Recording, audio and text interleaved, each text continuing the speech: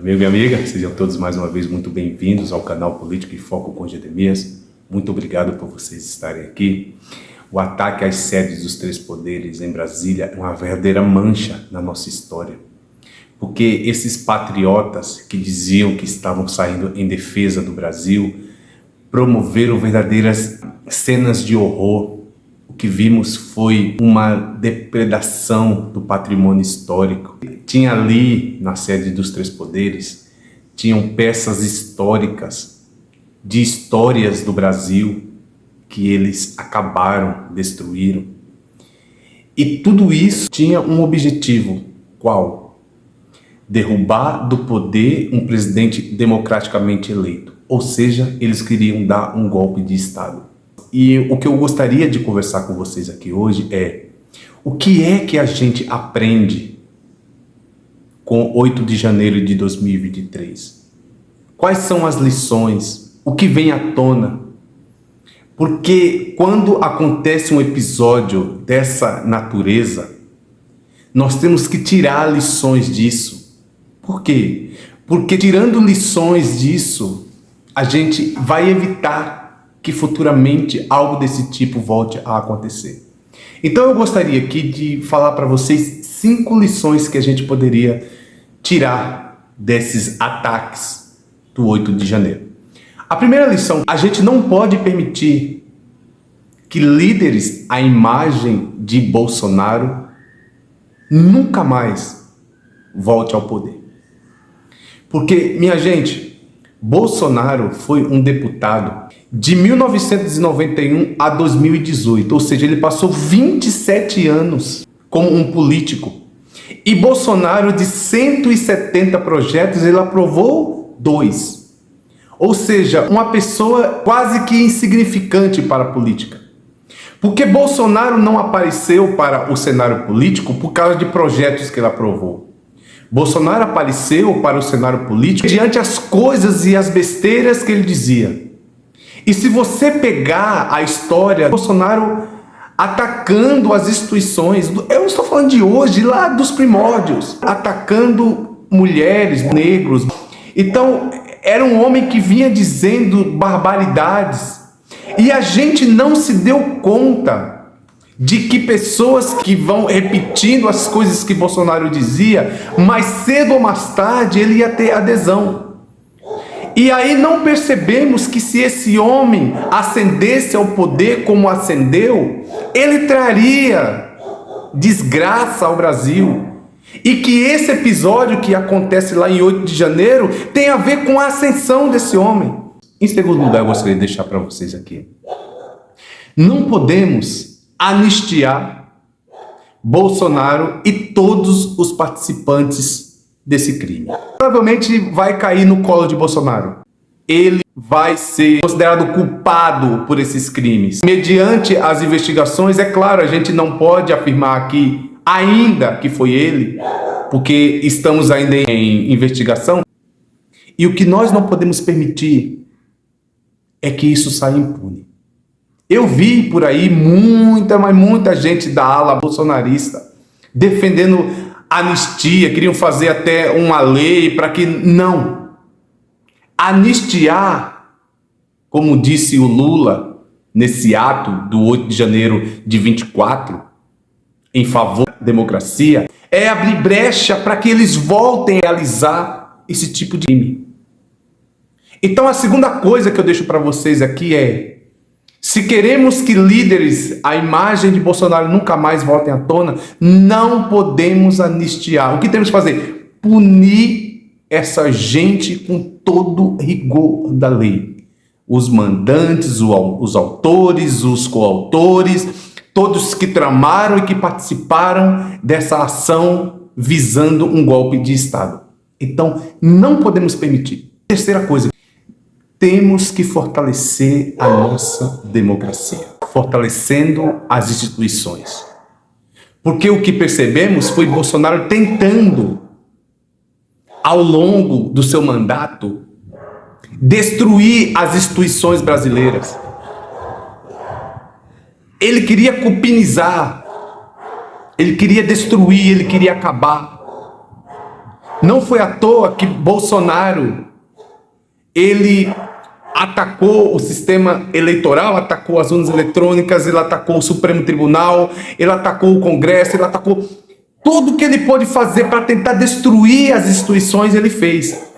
E o que nós temos que fazer, toda a política necessária para que a gente fortaleça ainda mais a nossa democracia, para que a gente preserve as instituições, para que nunca mais a gente passe por isso. Porque a democracia brasileira sofreu um ataque muito grande, mas ela resistiu bravamente.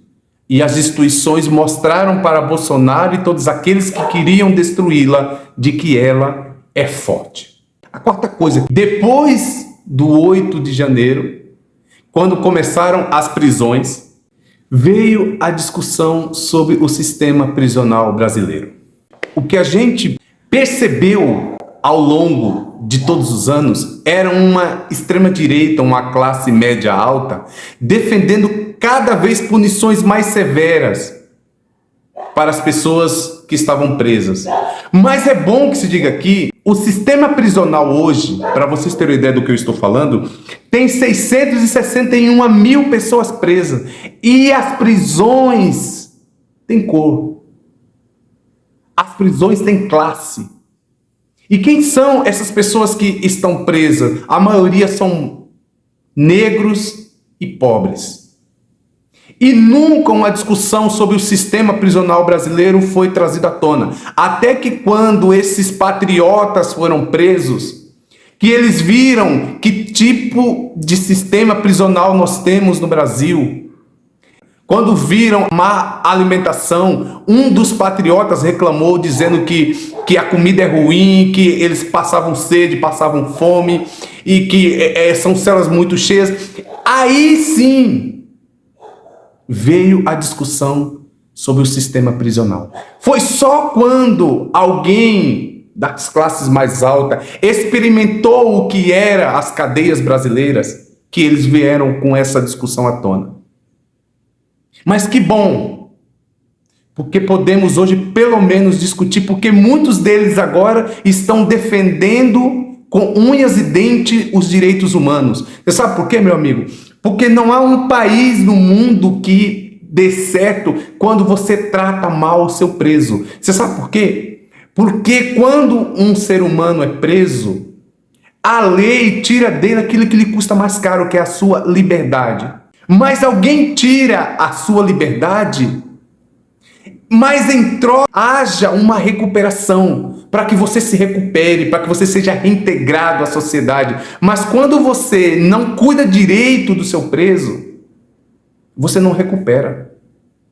Então, que bom, aprendemos com o 8 de janeiro, de que depois que a elite foi parar dentro do sistema prisional, eles quiseram fazer essa discussão. Mas que bom, porque pelo menos agora podemos conversar sobre isso em alto nível, porque todas as vezes que você tentava conversar isso com eles, o que você ouvia era, não, tem que punir ainda mais. E hoje eles já estão revendo alguns conceitos. E por último, qual a lição que a gente aprende do 8 de janeiro?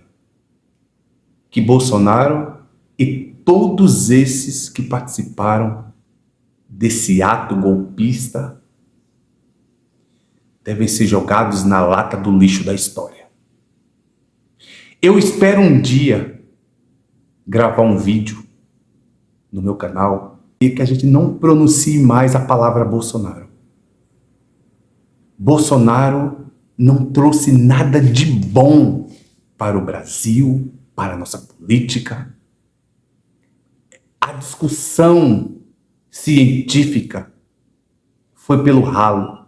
A gente hoje não fala mais sobre tantas coisas importantes para o Brasil, porque esse homem trouxe ódio e que hoje as pessoas querem apenas destilar o seu ódio político.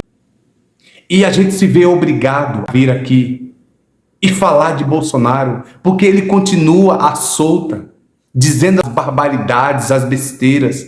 E por incrível que pareça, por ele ter tantos seguidores, tantos adeptos, a gente ainda precisa ficar falando disso. Mas o que eu espero de verdade é que um dia a gente não pronuncie mais o nome desse homem.